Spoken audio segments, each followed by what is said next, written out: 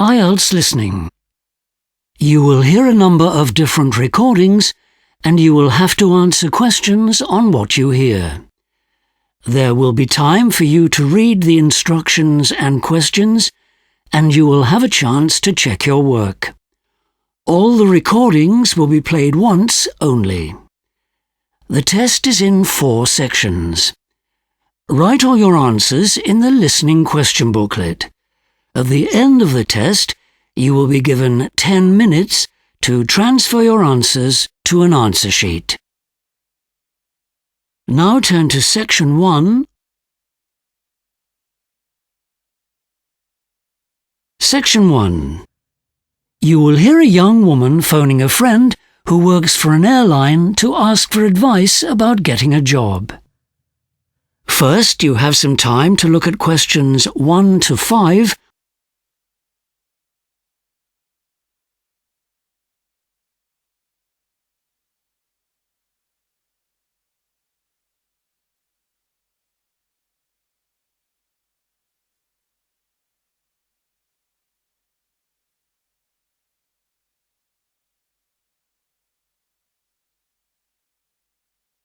You will see that there is an example that has been done for you. On this occasion only, the conversation relating to this will be played first. Hello? Oh, hello. This is Ellie Fisher. We were at school together. Oh, hi Ellie. How are you? What are you doing these days? Well, actually, I'm looking for a job, and I was wondering about applying to an airline. You know, looking after the passengers. And I heard you're doing something like that. Yeah, I'm working as a cabin crew attendant.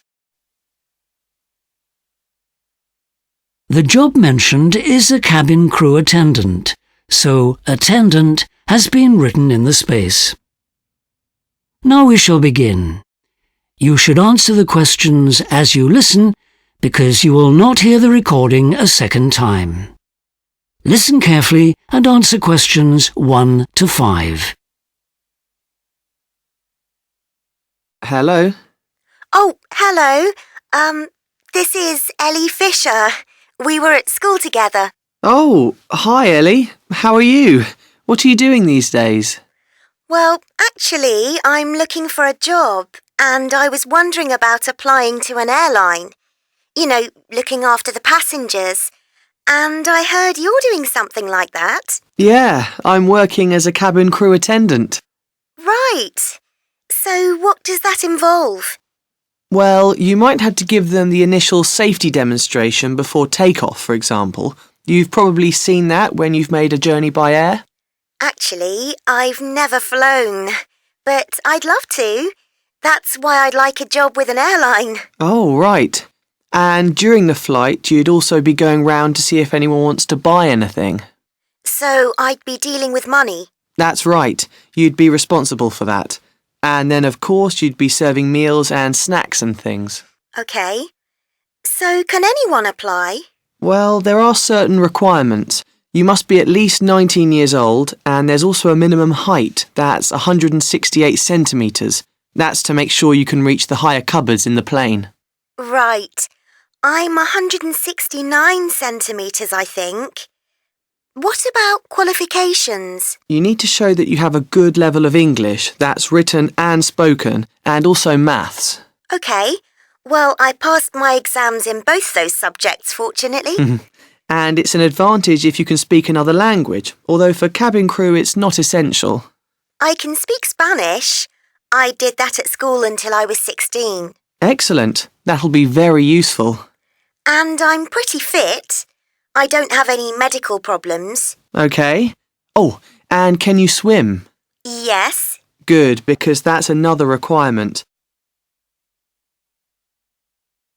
Before you hear the rest of the conversation, you have some time to look at questions 6 to 10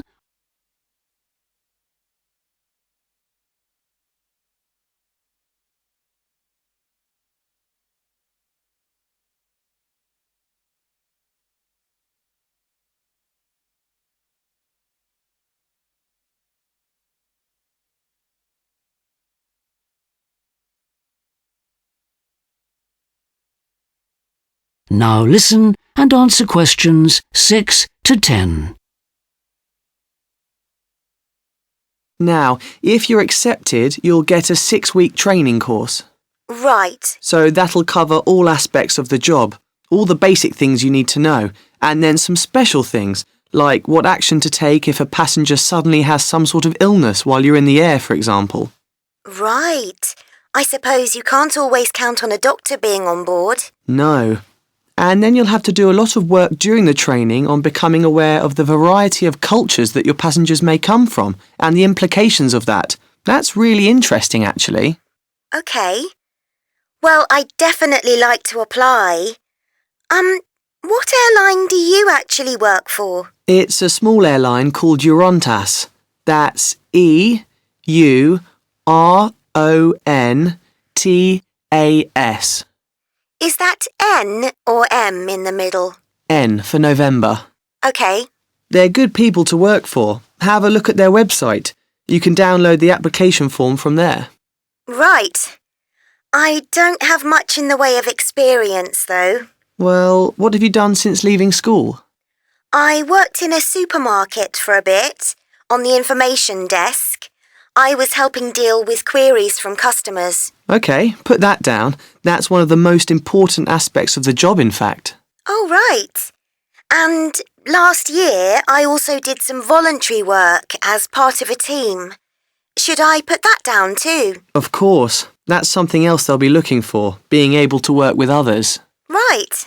And a lot of airlines expect you to pay for your own uniform, but the good thing about this airline is that they provide it for you. Great. Well, thanks so much, Greg. That is the end of section 1. You now have half a minute to check your answers.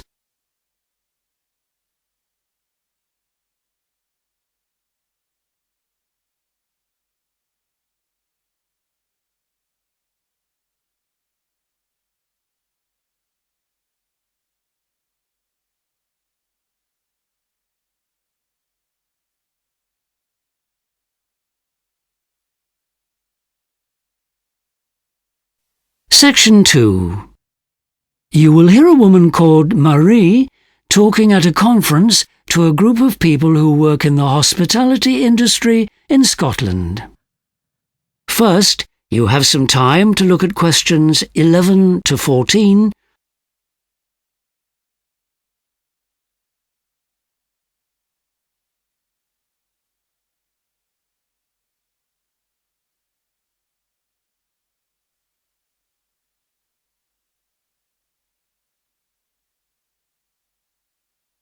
Now listen carefully and answer questions 11 to 14.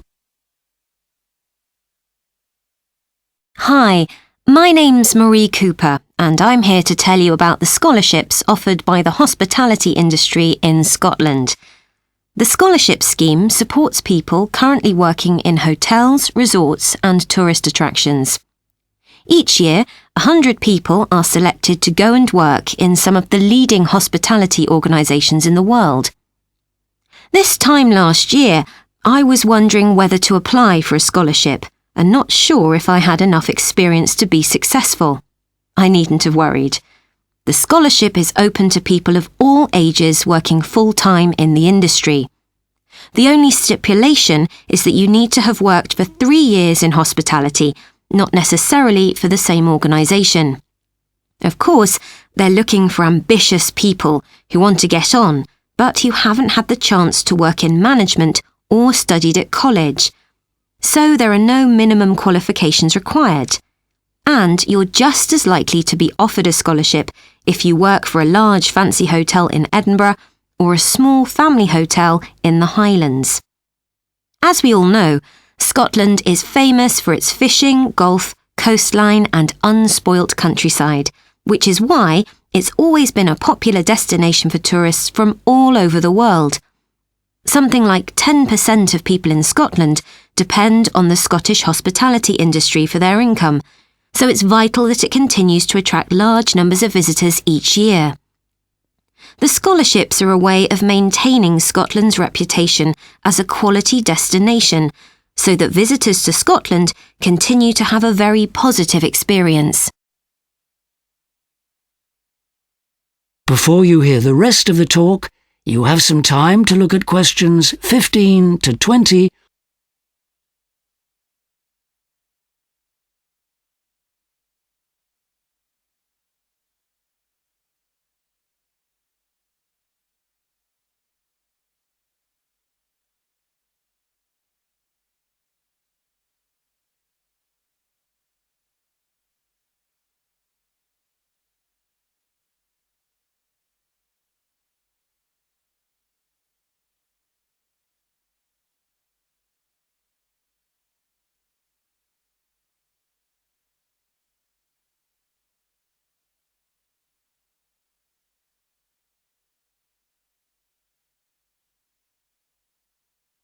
Now listen and answer questions 15 to 20.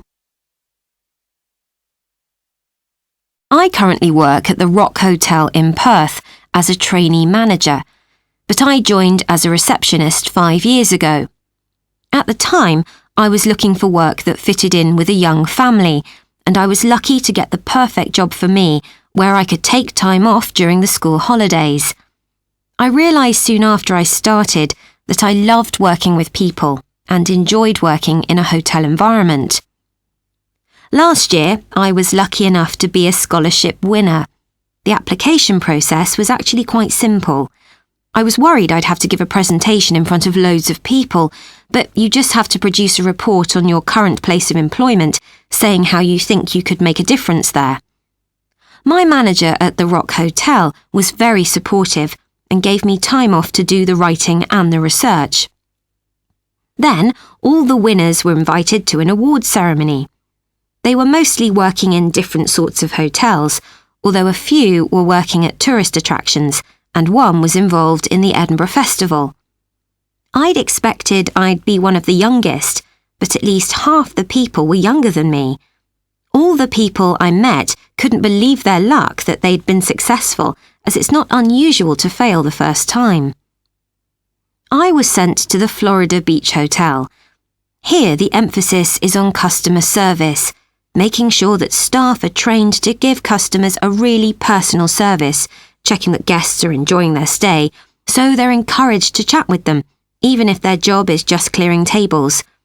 Quite a different atmosphere to some hotels I know, where the emphasis is on efficiency, which can make the guests feel in the way. One of the things we were encouraged to do while we were on our placements was to find out what people thought about visiting Scotland. That was quite interesting.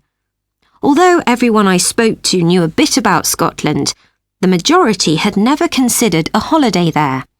And of the people who were thinking of visiting Scotland, they were really only interested in visiting Edinburgh and St Andrews.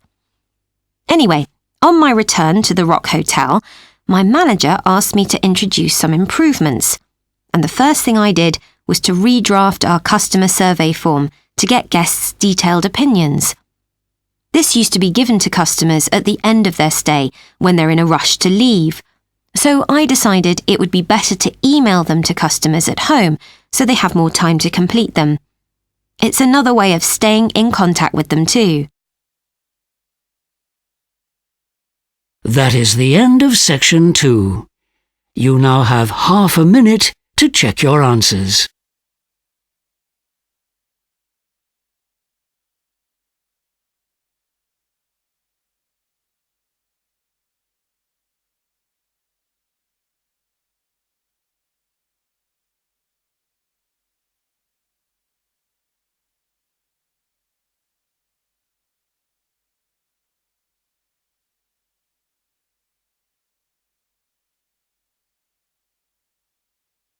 Section 3. You will hear 2 industrial design students called John and Debbie discussing research for a presentation on a new building. First, you have some time to look at questions 21 to 26.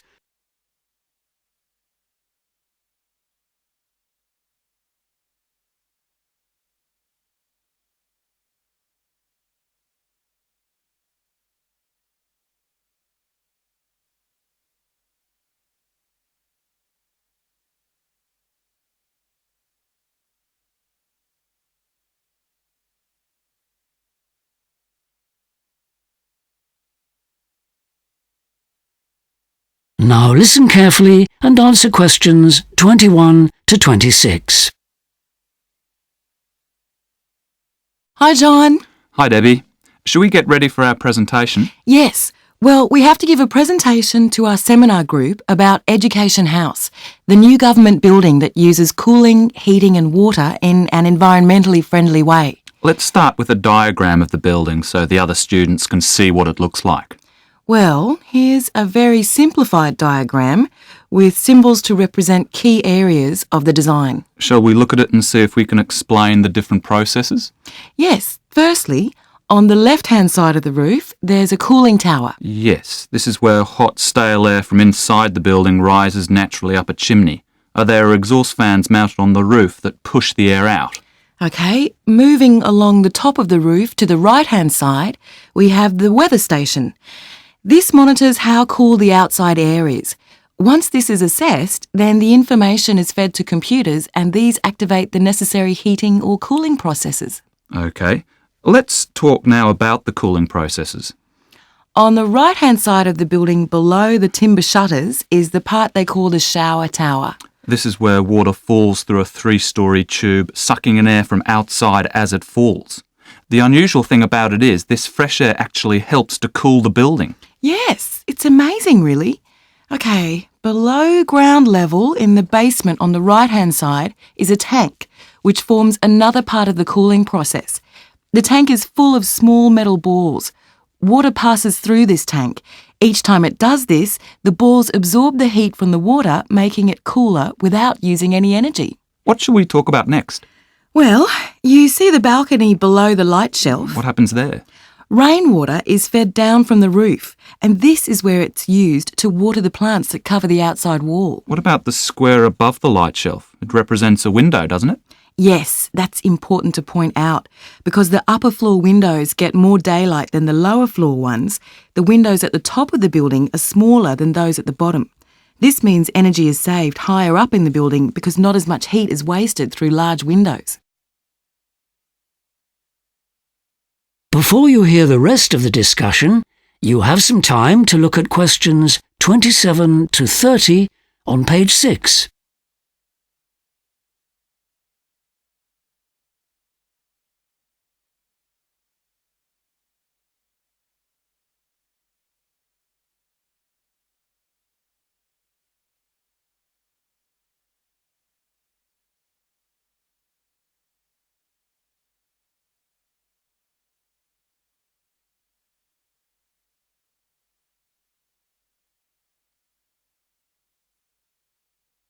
Now listen and answer questions 27 to 30. Let's continue the presentation by giving our opinions on some of the features of the building. Let's talk about what we thought was surprising about the building. Yes, it's not out of the ordinary in terms of size. I mean, it's well under the height of the surrounding buildings. Also, in the past, I think people would have been surprised by the vegetation on the facades, but that's become quite common now. That's right, but we both agreed that the access to the building through a shopping arcade is quite unusual. Yes, the way in is behind a small cafe, which is not what you'd expect. Now, should we mention the findings on staff productivity in the building? According to one article, the access to greenery and vegetation is increasing productivity by relieving stress. Yes, I remember that article. Researchers have been monitoring this for a couple of years now, so the results are clear. But to be honest, I think it's pretty obvious that you feel calmer seeing greenery around you. Yes, we've been reading that in newspapers for ages, haven't we? So I wouldn't bother to mention it. OK, so we haven't mentioned the edge space yet. You know, the place that's been marked for social interaction between workers, where you can have a coffee and a chat. What are your thoughts about it? Well, I'm just amazed the management allowed it. I'm sure all the staff love to get away from their desks, I would. I'm just not sure how much work I'd get done if I had an edge space to go to. I agree. OK, let's think about the water system now. They want to supply 100% of their own non-drinking water needs by recycling water, and it looks like they are on target to complete this stage of the project by early next year. But you know, I don't think the staff are going to respond well to this. I agree. People just don't like using too much recycled water, even though it's been proven to pose no health risks whatsoever. Well, I've really enjoyed researching this building. That is the end of section 3. You now have half a minute to check your answers.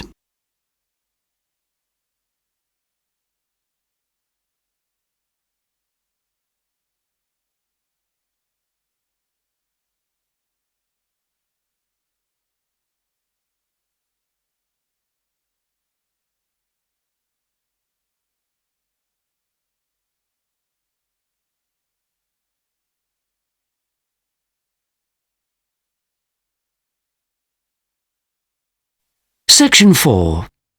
You will hear a talk at a University Open Day to students interested in following a course in textiles and business studies. First, you have some time to look at questions 31 to 40.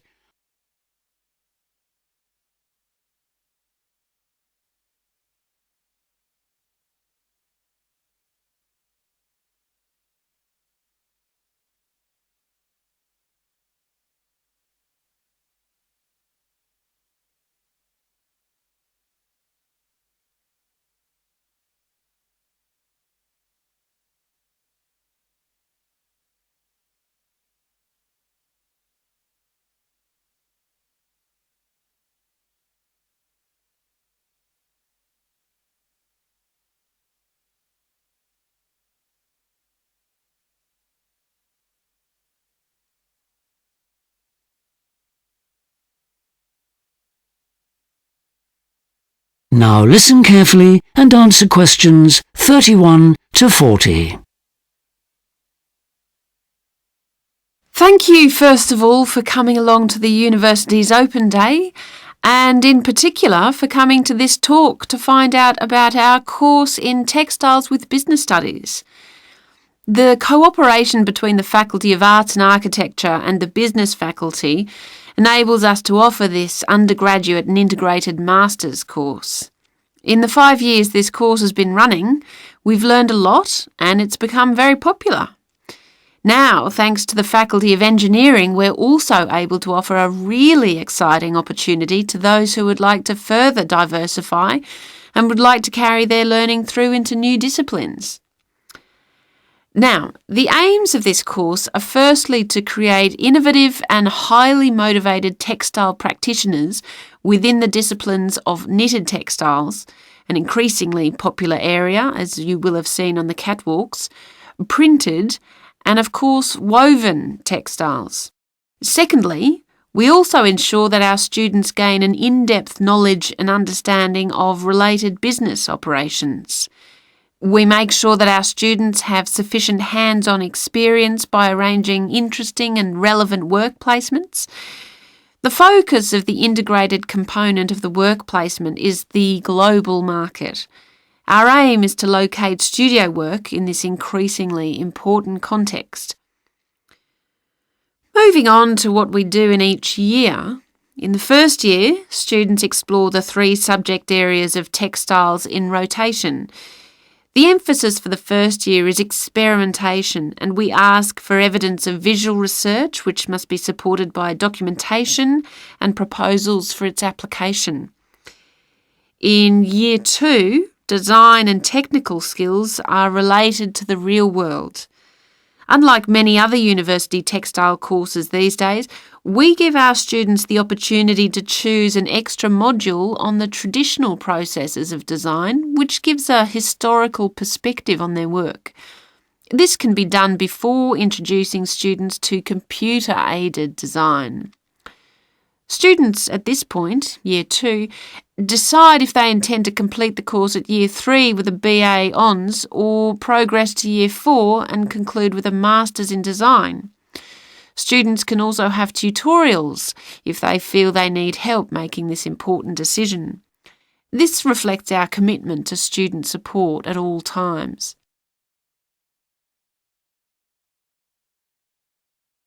Year 3 consolidates the knowledge gained using a particular learning style. It's called reflective practice. That means you look back on what you've done and analyse and evaluate your subject in both academic and professional contexts. This helps and encourages deeper understanding.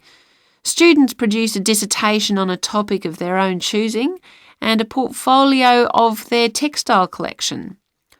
Also, to help underpin the commercial aspect of the course, we ask for a business plan. On the subject of career opportunities, many graduates work directly within the textile business, with careers commonly found as stylists and retail managers.